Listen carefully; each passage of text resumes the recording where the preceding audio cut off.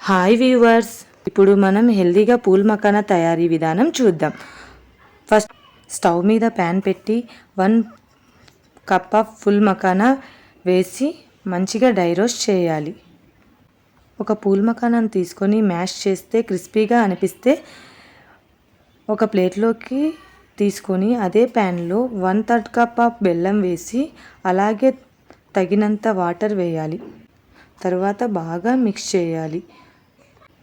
3 table spoon గీ వేసి 1 tea spoon ఇలాచీ powder వేసి mix చేయాలి. లైట్గా తీగపాకం రాగానే డ్రై రోస్ట్ చేసిన పూల్ మకానా వేసి బాగా మిక్స్ చేయాలి. 2 టేబుల్ స్పూన్ నువ్వులు వేసి బాగా మిక్స్ చేయాలి.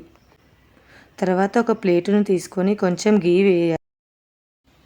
మనం చేసిన పూల్ మకానాని ప్లేట్లోకి తీసుకుని కొంచెం చల్లారిన తర్వాత వీడియోలో చూపినట్టు వేరు చేయాలి. ఎయిర్ టైట్ కంటైనర్లో స్టోర్ చేసుకుంటే 1 మంత్ వరకు పాడవకుండా ఉంటాయి. లైక్, షేర్, సబ్స్క్రైబ్ చేసుకోవడం మాత్రం మర్చిపోకండి.